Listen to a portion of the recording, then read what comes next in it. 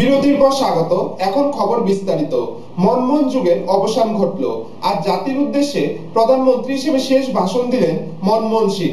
দুপুরে রাষ্ট্রপতি প্রণব মুখোপাধ্যায়ের কাছে পদত্যাগ জমা দিয়ে পঞ্চদশ লোকসভা ভেঙে দেওয়ার সুপারিশ করেন তিনি। সুপারিশ গ্রহণ করেন রাষ্ট্রপতি।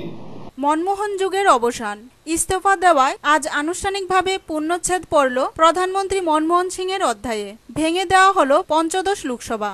ঘড়ির কাঁটায় তখন সকাল 10টা। দিল্লির মাটি ছুঁই ছুঁই ভাবি প্রধানমন্ত্রী নরেন্দ্র মোদীর বিমান। আর সেই সময় জাতির উদ্দেশ্যে প্রধানমন্ত্রী হিসেবে শেষ ভাষণ দিলেন মনমোহন সিং। বললেন, সকলের উচিত দেশবাসীর সিদ্ধান্তকে সম্মান জানানো। শেষ ভাষণে 10 বছরে ইউপিএ সরকারের সাফল্যের কথা উল্লেখ করে মনমোহন বলেন, তার জীবন খোলা বই। কিছুটা আবেগতাড়িত হয়ে পড়েন তিনি। গত 10 বছরে ভারত অনেক বেশি শক্তিশালী হয়েছে দাবি করে মনমোহন বলেন, তার সরকারের এমন কিছু সাফল্য ও কৃতিত্ব রয়েছে তা গর্বের বিষয়। বিদায় বেলাতেও রাজনৈতিক সৌজন্য দেখাতে ভুলেননি Manmohan.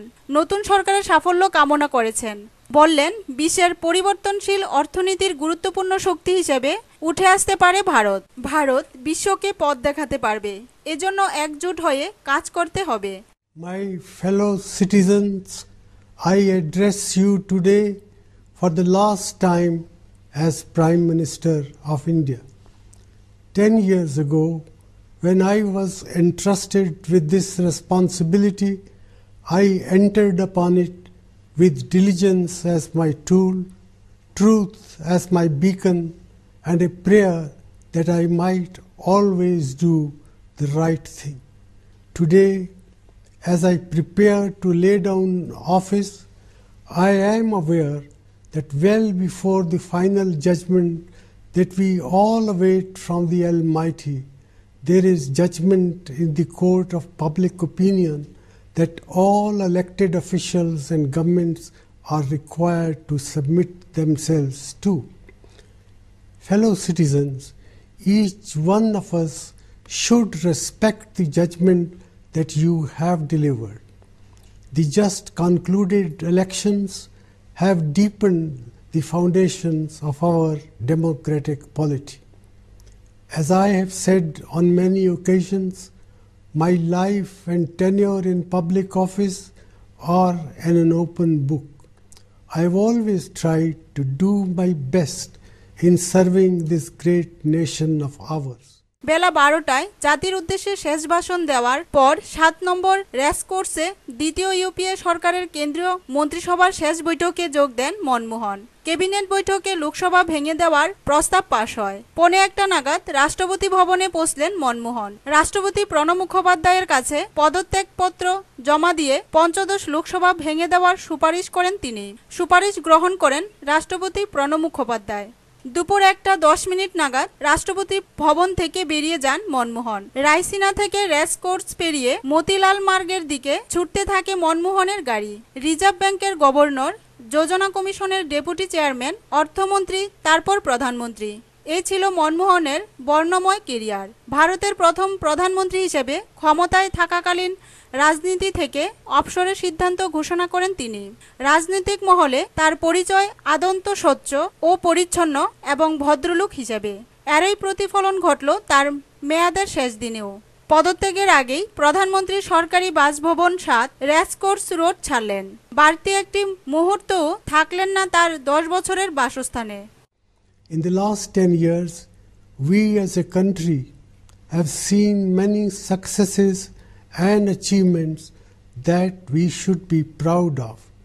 Today, India is a far stronger country in every respect than it was a decade ago.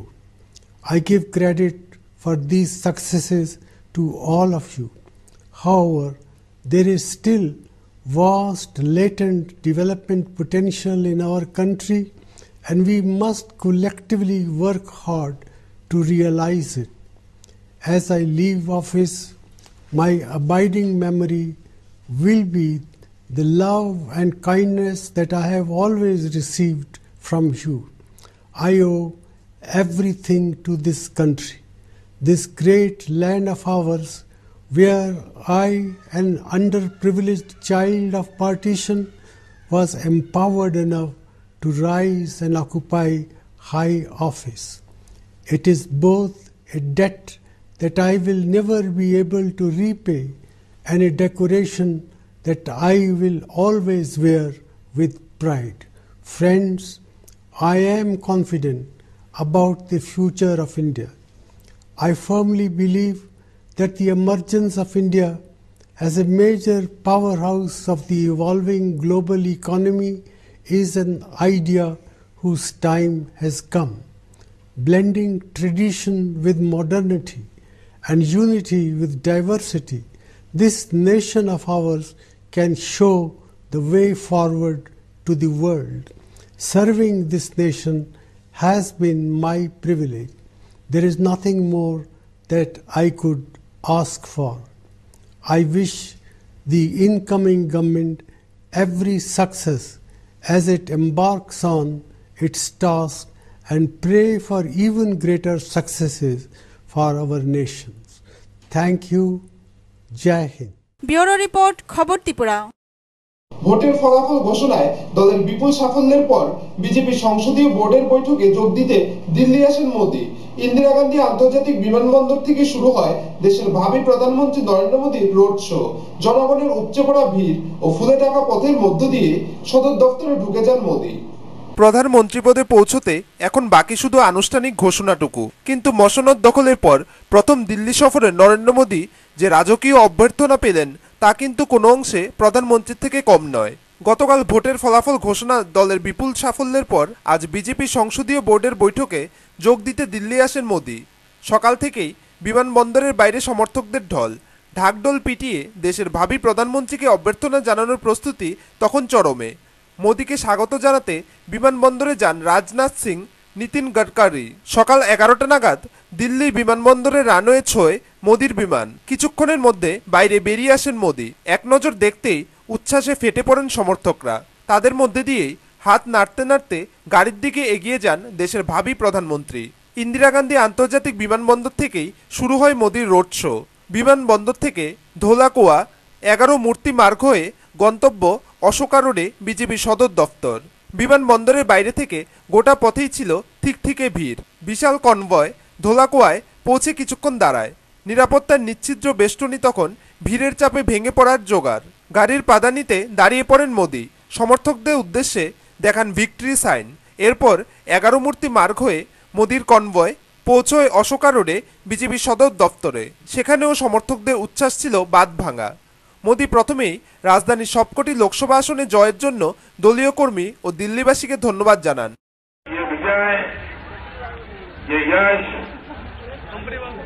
ये मोदी के खाते में न डाला जाए, ये भाजपा के लाखों कार्यकर्ताओं के ये विजय 1952 से 4-4-5-5 पीढ़ी खप गई है। उस पीढ़ियों का पुरुषार्थ है, तब जाकर के आज विजय प्राप्त। বিজেপি সদর দফতরে পুষ্পবৃষ্টির মাধ্যমে বরণ করে নেওয়া হয় নরেন্দ্র মোদীকে। এরপর ফুলে ঢাকা পথ দিয়েই ধীরে ধীরে সদর দফতরের ভিতরে ঢুকে যান মোদি। বাইরে তখনও সমর্থকদের স্লোগানের তীব্রতা অপরিবর্তিত। বিজেপি সদর দফতরে পার্লামেন্টারি বোর্ডের বৈঠক শুরু হয়। পার্লামেন্টারি বোর্ডের প্রত্যেকে অভিনন্দন জানালেন নরেন্দ্র মোদীকে। এলকে আডবাণীর নেতৃত্বে ফুলের তোড়া দিয়ে সংবর্ধনা জানানো হলো দেশের ভাবী প্রধানমন্ত্রীকে। বিজেপি প্রেসিডেন্ট রাজনাথ সিং জানালেন 20 মে বেলা 12টায় বিজেপির পার্লামেন্টারি পার্টি নেতা নির্বাচন করবেন। এই বৈঠকের পরেই एनडीए अन्यान्य सहयोगी दलगुलिर संगे बैठके बसबे बीजेपी। मैंने Bharatiya Janata party parliamentary board की बैठक बुलाई थी। उस बैठक में सबसे पहले जिसे हम लोगों ने प्रधानमंत्री के उम्मीदवार के रूप में घोषित किया था, श्री नरेंद्र भाई मोदी का पूरी पार्लियामेंट्री बोर्ड ने उनका स्वागत किया, उनका अभिनंदन किया है। पार्लियामेंट्री बोर्ड की बैठक में हम लोगों ने यह भी फैसला किया है कि 20 तारीख को 12 बजे बीजेपी पार्लियामेंट्री पार्टी की बैठक होगी। ओथ सेरेमनी की डेट के बारे में अभी तक हम लोगों ने कोई डिसीजन नहीं किया है। पार्लियामेंट्री पार्टी के लीडर का चुनाव हो जाने के बाद ही ओथ सेरेमनी की डेट फाइनल की जाएगी। দিল্লিতে বিজেপি সদর দফতরে বিজয় উৎসবের পর বারাণসীর উদ্দেশ্যে রওনা দিলেন মোদি। সঙ্গী বিজেপি প্রেসিডেন্ট রাজনাথ সিং। বিকেল 5টায় বারাণসী পৌঁছলেন নরেন্দ্র মোদি। সঙ্গে রয়েছেন রাজনাথ সিং। লোকসভা নির্বাচনে বিপুল জয়ের উচ্ছ্বাস প্রকাশ। এদিকে দীর্ঘ 1 দশকের বয়কট জামানার অবসান। সাধারণ নির্বাচনে বিজেপির ব্যাপক সাফল্যের জন্য অভিনন্দন জানানোর পাশাপাশি দ্বিপাক্ষিক সম্পর্ক মজবুত করার জন্য নরেন্দ্র মোদীকে ওয়াশিংটন সফরের জন্য আমন্ত্রণ জানালেন আমেরিকার প্রেসিডেন্ট বারাক ওবামা। এদিকে মোদির ভিসা সংক্রান্ত বিতর্কের অবসান ঘটিয়ে এক পৃথক বিবৃতিতে মার্কিন বিদেশ বিভাগ জানিয়েছে, আমেরিকায় ভারতের প্রধানমন্ত্রীকে স্বাগত জানাতে প্রস্তুত। সরকারের প্রধান হিসেবে মোদি A1 ভিসা পাবেন। ব্যুরো রিপোর্ট, খবর ত্রিপুরা। সারা দেশ জুড়ে মোদি হাওয়া বইলেও দেশের প্রান্তিক রাজ্য ত্রিপুরা যে বামেদের একমাত্র লাল দুর্গ তা আবারও প্রমাণিত হলো। রাজ্যের 2টি লোকসভা আসনে বিপুল পরিমাণে ভোট পেয়ে জয়ী হয়েছেন পূর্ব ত্রিপুরা আসনে বাম প্রার্থী জিতেন্দ্র চৌধুরী এবং পশ্চিম ত্রিপুরা আসনে বাম প্রার্থী শঙ্কর প্রসাদ দত্ত। বাম প্রার্থীদের রাজ্যের 2টি আসনে জয়ী করায় রাজ্যবাসীকে ধন্যবাদ জানান রাজ্যের মুখ্যমন্ত্রী মানিক সরকার। দেশ জুড়ে মোদি হাওয়া বইলেও দেশের প্রান্তিক রাজ্য ত্রিপুরা যে বামেদের একমাত্র লাল দুর্গ তা আবারও প্রমাণিত হলো। রাজ্যে 2টি লোকসভা আসনে বামফ্রন্ট সমর্থিত সিপিআইএম প্রার্থীরা বিপুল ভোটে জয়ী হয়েছেন। ভোটে নিকটতম প্রতিদ্বন্দ্বী থেকে আরও বেশি সংখ্যক ভোটে জয়ী হয়েছেন। ত্রিপুরা লোকসভা আসনে সিপিআইএম প্রার্থী শঙ্কর প্রসাদ দত্ত মোট ভোট পেয়েছেন 6,71,665টি। কংগ্রেস প্রার্থী ডক্টর অরুণোদয় সাহা পেয়েছেন 1,68,179টি। তৃণমূল প্রার্থী রতন চক্রবর্তী পেয়েছেন 1,17,727টি ভোট ও বিজেপি প্রার্থী সুধীন্দ্র দাশগুপ্ত পেয়েছেন 54,706টি ভোট। পূর্ব ত্রিপুরা লোকসভা আসনে সিপিআইএম প্রার্থী জিতেন্দ্র চৌধুরী মোট ভোট পেয়েছেন 6,13,372। কংগ্রেস প্রার্থী সচিত্র দেববর্মা ভোট পেয়েছেন 1,36,647টি। তৃণমূল প্রার্থী ভৃগুরাম রিয়াং পেয়েছেন 75,938টি ভোট ও বিজেপি প্রার্থী পরীক্ষিত দেববর্মা পেয়েছেন 59,628টি ভোট। পশ্চিম ত্রিপুরা আসনে 3টি ইভিএম মেশিনের ও পূর্ব ত্রিপুরা আসনের 4টি ইভিএম মেশিনের ভোট গণনা সম্ভব হয়নি যান্ত্রিক ত্রুটির জন্য। এই বিষয়ে নির্বাচন কমিশনকে রাজ্য নির্বাচন দপ্তর জানালে এই ইভিএমকে বাদ দিয়ে ফল ঘোষণার অনুমতি দেন নির্বাচন দপ্তর। তাই চূড়ান্ত ফল ঘোষণা করা হয় রাত 10:30টার পর। এদিকে গতকাল সন্ধ্যায় মহাকরণে মুখ্যমন্ত্রী মানিক সরকার রাজ্যের 2টি আসনে বামফ্রন্ট প্রার্থীদের জয়ী করার জন্য রাজ্যবাসীকে ধন্যবাদ জানান। তিনি আরও বলেন, বামফ্রন্ট দেশব্যাপী প্রচার চালিয়েছিল যে জনবিরোধী নীতির জন্য সাধারণ মানুষ যে কংগ্রেস নেতৃত্বাধীন ইউপিএ সরকারকে প্রত্যাখ্যান করে, মানুষ তাই করেছে। তিনি আশা ব্যক্ত করেন নতুন সরকার ইউপিএ জনবিরোধী নীতিগুলি এড়িয়ে মানুষের জন্য কাজ করবে। সেই সঙ্গে তিনি বলেন, পশ্চিমবঙ্গে সন্ত্রাসের মধ্যে ভোট হয়েছে, ব্যাপক হারে রিগিং হয়েছে। সেই রাজ্যের নির্বাচন কমিশনের ভূমিকা নিয়েও প্রশ্ন তুলেন, তাই সেই রাজ্যে বামেদের ফল খারাপ। সেই সঙ্গে তিনি এও জানান যে আগামী দিনে পশ্চিমবঙ্গে বামেরা আবার ঘুরে দাঁড়াবে। এখন পর্যন্ত যেটা আমাদের জানা অফিসিয়ালি সম্ভবত এখন ডিক্লেয়ার করেনি, কিন্তু বামপন্থী ফ্রন্টের মার্কসবাদী কমিউনিস্ট পার্টির যে 2জন প্রার্থী তাদের তো জয় সুনিশ্চিত এবং এর জন্যে ত্রিপুরার যারা নির্বাচক মণ্ডলী তাদেরকে আন্তরিক অভিনন্দন জানাচ্ছি, তাদের সকলের প্রতি গভীর কৃতজ্ঞতা প্রকাশ করছি এবং আমার ধারণা যে এত বিরাট ভোটের ব্যবধানে বেশ গত কয়েকটি নির্বাচনে বামপন্থী ফ্রন্টের প্রার্থীদের এভাবে জয়যুক্ত হওয়ার যে ঘটনা, এটা বিরল ঘটনা। তো এটা নিঃসন্দেহে খুব উৎসাহব্যঞ্জক এবং আমি আশা করবো আমাদের যে 2জন প্রার্থী এখান থেকে জয়যুক্ত হয়ে সংসদে যাবেন, ত্রিপুরার জনগণের এই যে ম্যাসিভ সাপোর্ট তাদের পক্ষে, এটাকে ভাবনায় রেখে তারা তাদের দায়িত্ব পালন করার ক্ষেত্রে যোগ্য কার্যকরী ভূমিকা গ্রহণ করবেন। সারা দেশে যে ফলাফল, এটাও এই সময়ের মধ্যে প্রায় পরিষ্কার। আমরা এই লোকসভা নির্বাচনের প্রচার পর্বে যেটা মূলত বলবার চেষ্টা করেছিলাম সেটা হচ্ছে কংগ্রেসকে প্রত্যাখ্যান করো, ইউপিএ যাতে সরকার তৈরি করতে না পারে তাদেরকে পরাজিত করো, কারণ তাদের জনবিরোধী যে সমস্ত কার্যকলাপ আমরা লক্ষ্য করেছি গোটা ভারতবর্ষের মধ্যেই নির্বাচক মন্ডলীর বৃহত্তম অংশ কংগ্রেসকে প্রত্যাখ্যান করেছেন, ইউপিএকে দারুণভাবে পরাস্ত করেছেন এবং সম্ভবত কংগ্রেসের জন্য স্বাধীনতার পর এটা খুবই খারাপ একটি ফল এবং সেদিক থেকে সারা ভারতবর্ষের মধ্যেই একটা কংগ্রেস বিরোধী প্রচন্ড হাওয়া তৈরি হয়েছে। এই হাওয়াটা থেকে ম্যাক্সিমাম যে বেনিফিট সেটা ডিরাইভ করার চেষ্টা করেছে, নেওয়ার চেষ্টা করেছে বিজেপি দল এবং তার পরিপ্রেক্ষিতে বিজেপি দারুণভাবে সুইপ করেছে এবারকার নির্বাচনে এবং আমরা আশা করব যে সরকার বিজেপির নেতৃত্বে তৈরি হতে যাচ্ছে, যে কারণে কংগ্রেসকে ভারতবর্ষের মানুষ প্রত্যাখ্যান করলেন জনবিরোধী ভূমিকাগুলি গ্রহণ করার কারণে, এগুলি বিবেচনায় রেখে নিশ্চয়ই নূতন সরকার এমন কার্যকরী ভূমিকা গ্রহণ করবেন যাতে জনজীবনে বিরাজমান বহুমুখী যে সমস্যাগুলো এগুলো থেকে মানুষ নিস্তার পান, এটাই আমাদের প্রত্যাশা।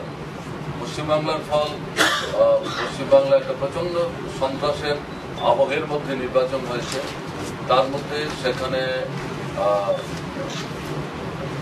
মানে অভাবনীয় রেগিং সেখানে হয়েছে এবং আপনারা দেখেছেন যে বিশেষ করে তৃতীয় দফার ভোট থেকে আরম্ভ করে পঞ্চম দফা পর্যন্ত প্রায় প্রত্যেকটি ক্ষেত্রেই পশ্চিমবাংলার প্রায় সমস্ত রাজনৈতিক দল একমাত্র শাসক দল ব্যতীত সেখানে নির্বাচন কমিশনের ভূমিকা নিয়েও প্রশ্ন তুলেছেন এবং সেখানে গিয়ে বামপন্থীদের ফল অপ্রত্যাশিতভাবেই বলা যায় খারাপ হয়েছে। আমার বিশ্বাস যে পশ্চিমবাংলার বামফ্রন্ট মার্ক্সবাদী কমিউনিস্ট পার্টি তারা এই সামগ্রিক পরিস্থিতির প্রেক্ষাপটে দাঁড়িয়ে এই ফলাফলের বিশ্লেষণ করার চেষ্টা করবেন এবং অদূর ভবিষ্যতে আরো সুনির্দিষ্টভাবে পশ্চিমবাংলার ফলাফল সম্পর্কে আমাদের জানতে সুবিধা হবে। ব্যুরো রিপোর্ট, খবর ত্রিপুরা। 22 বছর পর পুলিশের জালে ধরা পড়ল 52 বছর বয়সী গণধর্ষণ মামলায় অভিযুক্ত এক আসামি। ঘটনা দক্ষিণ জেলার বিলুনিয়া থানা ও সোনামুড়া যাত্রাপুর থানার পুলিশ কাঠালিয়া নিজ বাড়ি থেকে আটক করে তাকে। ধৃতকে আজ আদালতে তোলা হয়। 22 বছর পর পুলিশের জালে ধরা পড়ল 52 বছর বয়সী গণধর্ষণ মামলায় অভিযুক্ত এক আসামি। ঘটনা দক্ষিণ জেলার বিলুনিয়ায়। অভিযুক্তের নাম দীপক দে। গতকাল রাত গোপন খবরের ভিত্তিতে বিলুনিয়া থানা ও সোনামুড়া যাত্রাপুর থানার পুলিশ কাঠালিয়া নিজ বাড়ি থেকে আটক করে তাকে। ঘটনায় জানা যায় 1992 সালে অভিযুক্ত দীপক দে ও তার এক সঙ্গী বিলুনিয়া নাইট গার্ড এরিয়া দপ্তরের নাইট গার্ড রাম সিং গণধর্ষণ করে দীপক দের শালিকাকে। এ ঘটনায় ধর্ষিতা বিলুনিয়া থানায় একটি গণধর্ষণের মামলা করে। এদিকে ঘটনার পর দীপক দে বহিরাজ্যে আসামে গা ঢাকা দেয়। গত 7 বছর পূর্বে সে কাঠালিয়া এলাকায় সে তৃতীয় বিয়ে করে বসবাস করতে থাকে। অবশেষে গতকাল রাতে তাকে আটক করতে সক্ষম হয় বিলুনিয়া থানার পুলিশ। বিলুনিয়া থানার ওসি স্বপন সরকার জানান, গতকালকে আপনার রাত্রে অনুমান 10টা নাগাদ আমরা এখান থেকে যাত্রাপুর যাই কাঠালিয়া। ওখানে একজন আমাদের কাছে খবর ছিল একজন পার্মানেন্ট ওয়ারেন্টি, অর্থাৎ উনি যে ঘটনার পর যে অ্যাকশন করেছে আজ থেকে আপনার 22 বছর আগের ঘটনা ছিল, একটা গ্যাং রেপের ঘটনা ছিল। ওনার বিরুদ্ধে চার্জশিট ছিল। তো দীর্ঘদিন উনি বহিরাজ্যে ছিলেন। আমরা এরপরে পরবর্তী সময় ত্রিপুরাতে আসে আমরা খবর পেয়ে কালকে আমরা অ্যারেস্ট করে নিয়ে আসি। ওনার নাম হচ্ছে আপনার দীপক দে, বাড়ি বিলুনিয়াতে ছিল, বিলুনিয়ার বেলটিলাতে ছিল। বয়স তো অনুমান এখন 52 হয়েছে। এখন স্যার, যেহেতু গ্যাংরেপ ওনার সঙ্গে যারা ছিলেন তাদের কি কোনো এরকম কোনো সাজা হয়েছে কি বা ধরা পড়েছে কি আপনাদের নলেজে আছে কিনা? এটা আপনার ধরুন আমাদের কাছে যে ওয়ারেন্ট পেন্ডিং আছে 1992 ঘটনা, তো অ্যাকচুয়ালি অ্যাজ পার রেকর্ড এখন কিছু বলা যাবে না। Just warrant on the strength of warrant আমরা অ্যারেস্ট করি। ওনার বিরুদ্ধে কি কি ধারা মামলা নিয়েছে? ওটা ছিল যেটা আপনার 342 এবং 376G ভারতীয় দণ্ডবিধি। হ্যাঁ, ভারতীয় দণ্ডবিধি। ধৃতকে আজ আদালতে তোলা হয়। ব্যুরো রিপোর্ট, খবর ত্রিপুরা। লোকসভা নির্বাচনে দলের সূচনীয় হারের পরের দিনই পদত্যাগ করলেন বিহারের মুখ্যমন্ত্রী তথা জেডিইউ নেতা নীতিশ কুমার। লোকসভা নির্বাচনে দলের শোচনীয় হালের পরের দিনেই পদত্যাগ করলেন বিহারের মুখ্যমন্ত্রী নীতিশ কুমার। বিহারের 40টি লোকসভা আসনের মধ্যে নীতিশ কুমারের দল জেডিইউর দখলে গেছে মাত্র 2টি আসন। আজ রাজ্যপাল ডিওয়াই পাতিলের কাছে নিজের ইস্তফাপত্র জমা দিলেন নীতিশ। জেডিইউ তরফ থেকে আলী আনোয়ার জানিয়েছেন, দলের হারের দায়িত্ব নিয়েই পদত্যাগ করলেন নীতিশ। লেজিপি সুপ্রিমো রামবিলাস পাসওয়ান গতকাল লোকসভা নির্বাচনের ফল প্রকাশের পর মন্তব্য করেছিলেন, নীতিশ কুমারের সরকার আর 2-3 মাসের মধ্যেই পড়ে যাবে। অক্টোবর-নভেম্বরের মধ্যেই বিহারে বিধানসভা নির্বাচনের প্রয়োজন হবে। কাল সারাদিন নিজেকে সরকারি বাসভবনে বন্দী করে রেখেছিলেন নীতিশ। গতকাল সন্ধ্যাবেলা ফেসবুকে পোস্ট করে তিনি জানান, জনতার রায়কে আমি শ্রদ্ধা করি। बिहार में अपनी पार्टी के चुनाव अभियान का मैं नेतृत्व कर रहा था और जो चुनाव परिणाम आए हैं उसकी जिम्मेवारी मैं लेता हूं। शायद इस स्तर का चुनाव प्रचार मैंने अपने राजनीतिक जीवन में नहीं देखा था, तो अपेक्षित समर्थन हमें नहीं मिला, तो इसकी नैतिक जिम्मेवारी लेते हुए हमने मुख्यमंत्री के पद से त्याग पत्र दे दिया है। मंत्रिपरिषद का भी त्याग पत्र आज महामहिम राज्यपाल महोदय को समर्पित हमने कर दिया। जनादेश में जो उसके अंतिम परिणाम हैं उसमें किसी भी प्रकार का भ्रम नहीं है, वो स्पष्ट तौर पर भारतीय जनता पार्टी को मिला है, तब वो सरकार चलाएंगे। चुनाव के दौरान जितनी बातें कही गई है, जो युवा पीढ़ी को सपने दिखाए गए हैं उसके अनुरूप रोजगार के अवसर पैदा किए जाएं और फिर जितने तरह के वायदे किए गए हैं, हम लोग भी ये उम्मीद करेंगे कि अब अच्छे दिन आ गए हैं और अच्छे दिन का अनुभव सब लोग करेंगे। ब्यूरो रिपोर्ट, खबर त्रिपुरा। রাজ্যে শুরু হলো ত্রিস্তর পঞ্চায়েতের প্রাক প্রস্তুতি। আগামী সোমবার প্রকাশিত হবে আসন্ন ত্রিস্তর পঞ্চায়েতের খসড়া ভোটার তালিকা। বক্সনগর ব্লক কনফারেন্স হলে ব্লক এলাকার 19টি গ্রাম পঞ্চায়েতের ডেজিগনেটেড অফিসারদের নিয়ে হয় প্রশিক্ষণ শিবির। 115টি নির্বাচনী ক্ষেত্র হলে সংশ্লিষ্ট অফিসার নিয়োগ করা হয়েছে 79 জন। উপস্থিত ছিলেন বক্সনগর ব্লক সহকারী রিটার্নিং অফিসার প্রশান্ত চক্রবর্তী সহ অন্যান্যরা। লোকসভা নির্বাচনের ফলাফল শেষ হতেই রাজ্যে শুরু হলো ত্রিস্তর পঞ্চায়েতের প্রাক প্রস্তুতি। সোমবারই প্রকাশিত হবে আসন্ন ত্রিস্তর পঞ্চায়েতের খসড়া ভোটার তালিকা। আজ বক্সনগর ব্লক কনফারেন্স হলে হয় ব্লক এলাকার 19টি গ্রাম পঞ্চায়েতের ডেজিগনেটেড অফিসারদের নিয়ে প্রশিক্ষণ শিবির। তারা নিজ নিজ পঞ্চায়েত এলাকার বুথ ভিত্তিক বিভিন্ন ফর্ম বিলি করবেন। তা চলবে আগামী 27 মে পর্যন্ত। তারপর 28 থেকে 30 মে সংশ্লিষ্ট পঞ্চায়েতগুলোতে হবে দাবি আপত্তি ও সংশোধনের শুনানি পর্ব। পঞ্চায়েত নির্বাচনের জন্য আমরা যে খসড়া ভোটার তালিকা আগামী 19 তারিখে খসড়া ভোটার তালিকা প্রকাশ করা হইব। তার জন্য বিভিন্ন পুলিশ স্টেশন বা পঞ্চায়েতগুলিতে যে ডেজিগনেটেড অফিসার নিযুক্ত করা হয়েছে তারা কিভাবে কাজটা করবে এই বিষয়ে আজকে এই জায়গাতে একটা ট্রেনিং প্রোগ্রাম রাখা হয়েছিল এবং তাদেরকে আমরা যে ফর্মগুলি ব্যবহার করব সেই ফর্মগুলি সম্পর্কে বলা হয়েছে। আমরা 73 জন ডেজিগনেটেড অফিসার আছে, এর মধ্যে 71 জন আজকে উপস্থিত আছে। আমরা তাদেরকে নিয়ে এই বিষয়গুলি নিয়েই আলোচনা করছি, ফর্মগুলি কীভাবে পূরণ করতে হবে বা তাদের কী কী কাজ করতে হবে এই বিষয়টাই আমরা আজকে আলোচনা করছি। 115টি নির্বাচনী ক্ষেত্র হলেও সংশ্লিষ্ট অফিসার নিয়োগ হয়েছে 79 জন, যদিও আজ 71 জন সংশ্লিষ্ট অফিসার প্রশিক্ষণ শিবিরে ছিলেন। আমরা পঞ্চায়েত এলাকা আছে 19টাতে 115টা আমরা কনস্টিটিউয়েন্সি আছে, কিন্তু আমরা পোলিং স্টেশন হইতেছে 79টা। তার মধ্যে কোনো স্কুলে 2টা বা 3টা এরকম পোলিং সেন্টার আছে, সেই জায়গাতে আমরা একজন করে ডেজিগনেটেড অফিসার দিয়েছি, যার জন্য পোলিং স্টেশনের সংখ্যা থেকে আমাদের ডেজিগনেটেড অফিসারের সংখ্যাটা কম হচ্ছে এবং প্রত্যেকটা পঞ্চায়েতে একজন করে ডেজিগনেটেড অফিসার থাকে এবং ব্লকে একজন ডেজিগনেটেড অফিসার থাকে। বক্সনগর ব্লক সহকারী রিটার্নিং অফিসার প্রশান্ত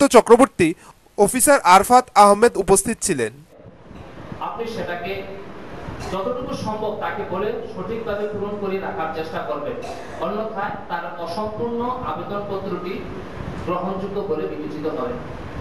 যদি কোথাও তার দিকে কিছু পূরণ করিয়ে নিতে হয় দরকার হলে আপনি বলে তাকে ওই স্থানটা পূরণ করে নিতে বলবেন, কারণ অসম্পূর্ণ আবেদন গ্রহণযোগ্য নয়। ব্যুরো রিপোর্ট, খবর ত্রিপুরা। বিলোনিয়া মহকুমার জয়নগরে মেলায় ঘুরতে আসা এক নাবালিকাকে ধর্ষণ করে কান্ত ত্রিপুরা নামে এক যুবক। বিশ্বমুখ থানার ওসি ওই ধর্ষণকারী যুবককে গ্রেপ্তার করে বিলোনিয়া থানায় নিয়ে আসে। গত 14 মে বিলোনিয়া মহকুমার জয়নগরে মেলায় ঘুরতে আসে মোহন সর্দার পাড়ার 13 বছরের এক নাবালিকা মেয়ে। সেই মেলা থেকে তাকে তুলে নিয়ে যায় কান্তি ত্রিপুরা নামে এক যুবক। সে মেয়েটিকে ধর্ষণ করে আবার সাইকেলে করে মেলায় দিয়ে যায়। মেয়েটির মা বাবা নেই, দাদুর কাছেই থাকে। দাদুর অভিযোগ মূলে ঋষিমুখ থানার পুলিশ আজ সকালে ছেলেটিকে কৈলাসনগর এডিসি ভিলেজে ছনকলা থেকে গ্রেপ্তার করে বিলোনিয়া থানায় নিয়ে আসে। তাকে আজ কোর্টে তোলা হবে, জানিয়েছেন ওসি স্বপন সরকার। এটা যেটা আজকে আমরা একজনকে অ্যারেস্ট করেছি, আপনার এটা কেস হয়েছিল গত 15 তারিখ, একটা র্যাপ কেসের আসামি ছিল। তো আজকে আমাদের যাই বিমল বৈদ্য, বিমল বৈদ্য ওকে গ্রেপ্তার করেছে। এখন আমরা কোর্টে পাঠাবো। নাম হচ্ছে কান্তি ত্রিপুরা, বাড়ি হচ্ছে আপনার কৈলাসনগর গাঁওসভা ছনকলা বাড়ি একটা জায়গা আছে ওখানে। বয়সটা আপনার 19-20 এমন হবে। ঘটনাটা ছিল হয়তো একটা 14 তারিখ, মেয়েটা একটা মেলাতে গিয়েছিল ওখানে জয়নগর। তো মেলা থেকে ছেলেটা বাইসাইকেলে করে ওকে প্রলোভন দেখিয়ে নিয়ে যায়, জঙ্গলে নিয়ে যায়। একটা নির্জন জায়গা জয়পুরের, সেই জঙ্গল ওকে ছেলের দিয়ে বলাৎকার করে এমন অভিযোগ ছিল। নাবালিকাটি ও মেয়েটার বয়স আপনার 13 হবে, এটা নাবালিকা ছিল।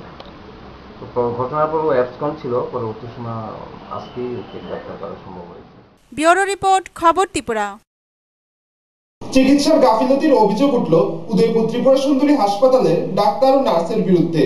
ডাক্তার ও নার্সের গাফিলতির কারণে এক অগ্নিদগ্ধ আহত মহিলার শারীরিক অবস্থার অবনতি ঘটে। ফেয়ার চিকিৎসায় গাফিলতি উদয়পুর ত্রিপুরা সুন্দরী হাসপাতালে। ঘটনা গতকাল সন্ধ্যায়।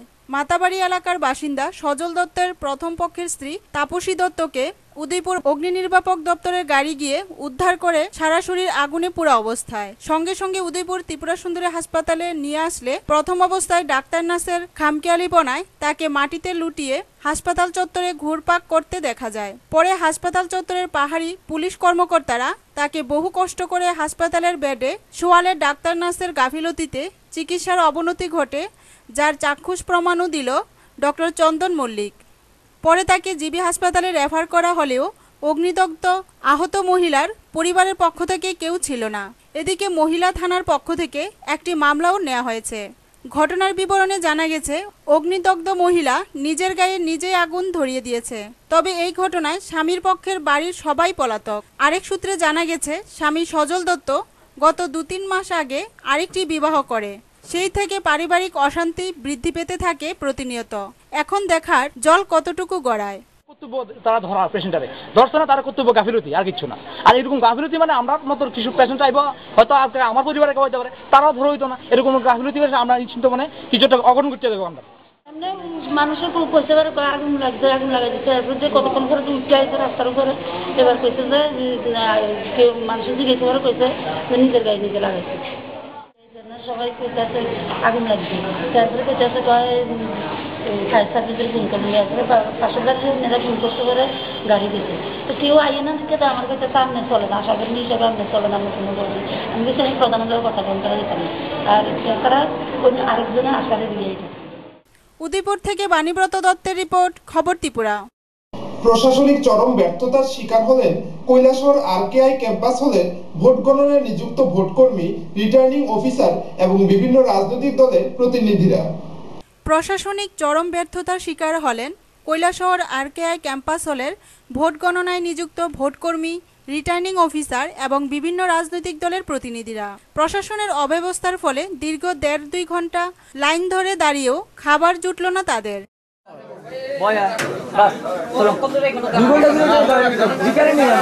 আমরা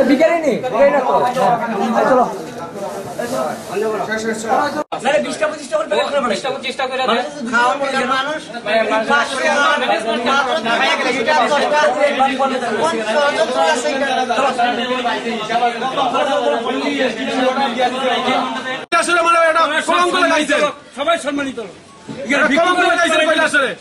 আপনার কোনো কিছু তো ম্যানেজমেন্ট ঠিক আছে মানুষের খাদ্যটা কোনো কাজেরই না ইচ্ছা করেছে মানুষের সবাই সম্মানিত আপনার কোনো কিছু তো ম্যানেজমেন্ট ঠিক আছে মানুষের খাদ্যটা কোনো কাজেরই না ইচ্ছা করেছে গোপন বোঝাপড়ার মাধ্যমে খাবারের দায়িত্ব দেওয়া হয় শহরের এক হোটেলকে, কিন্তু সেই হোটেল সময় মতো খাবার সরবরাহ করেনি। যতটুকু করেছে তার গুণগত মান ছিল খুবই নিম্নমানের। শুরুতে কিছু খাবার দেওয়া হয়, তারপরেই খাবার শেষ হয়ে যায়। বিভিন্ন স্থান থেকে ভোট গণনায় নিযুক্ত কর্মী, রিটার্নিং অফিসার এবং রাজনৈতিক দলের কর্মীরা সকলেই সকাল 6টায় এখানে আসেন। সরকারি কর্মচারীরা ক্যামেরার সামনে কিছু বলেননি ঠিকই, কিন্তু গোপন ক্ষোভ প্রকাশ করেন। কিছু কিছু কর্মীও রাজনৈতিক দলের প্রতিনিধিরা এসডিএম এর বিরুদ্ধে ক্ষোভ প্রকাশ করেন। প্রশ্ন হলো, এখানে যতজন কর্মী ও রাজনৈতিক প্রতিনিধিরা ছিলেন সবাই প্রশাসনের জানা, একজনও অতিরিক্ত নেই। তাহলে এই খাবার সংকটের কারণ কি? সকালবেলা যে জলখাবার দেওয়া হয় তার গুণগত মানও ছিল নিকৃষ্ট। এই খাবারের অর্থ কার পকেটে গেল? বঞ্চিত এরা স্টাফ মিলিয়ে সব টাকা আত্মসাৎ করে খাইতেছে।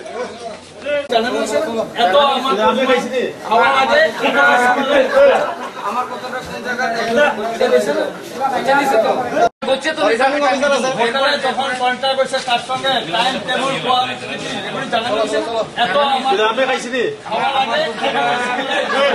আমার কথাটা কোন জায়গায়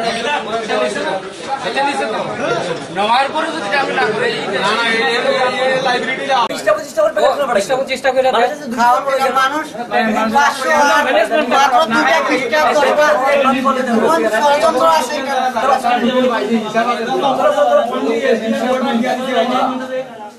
ব্যুরো রিপোর্ট, খবর ত্রিপুরা। এক ব্যক্তিকে এক কমান্ডার গাড়ি সজোরে ধাক্কা মেরে চলে যায়। ঘটনা উদয়পুর মাতাবাড়ি সংলগ্ন এলাকায়। আহত ওই ব্যক্তির চিকিৎসা চলছে উদয়পুর ত্রিপুরা সুন্দরী হাসপাতালে। 50 বছরের বৃদ্ধ মানিক মিয়া নামে এক ব্যক্তিকে কোনো এক কমান্ডার গাড়ি সজোরে আঘাত করে পালিয়ে যায়। এতে জখম হয় মানিক মিয়া। বাড়ি উদয়পুর পূর্ব গোকুলপুর। মাথায় প্রচন্ড আঘাত পায়। ঘটনাটি ঘটে গতকাল সন্ধ্যায় উদয়পুর মাতাবাড়ি এলাকায়। পরবর্তী সময়ে স্থানীয় এলাকার যুবকরা দেখতে পেয়ে উদয়পুর ত্রিপুরা সুন্দরী হাসপাতালে ভর্তি করে তাকে। আহত ব্যক্তি মৃদু কণ্ঠে জানায়, সে মাতাবাড়ি এলাকায় ইট ভাঙার কাজ করে আসার পথে তাকে কোনো এক কমান্ডার গাড়ি সজোরে আঘাত করে। কিন্তু এখন দেখার স্থানীয় উদয়পুর ত্রিপুরা সুন্দরী হাসপাতালে চিকিৎসা ব্যবস্থা কতটুকু হবে আহত ব্যক্তির বিষয়ে। পথের মধ্যে পড়ে আসছিল, তার মানে কোনো একটা গাড়ির বাড়ি দিয়ে গেছে নাকি? এরপরে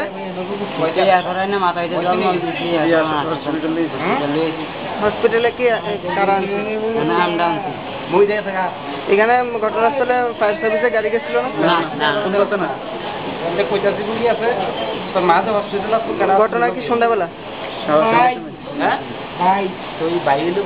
কে বা কারা বাড়ি দিয়া কেউ জানা গেছে?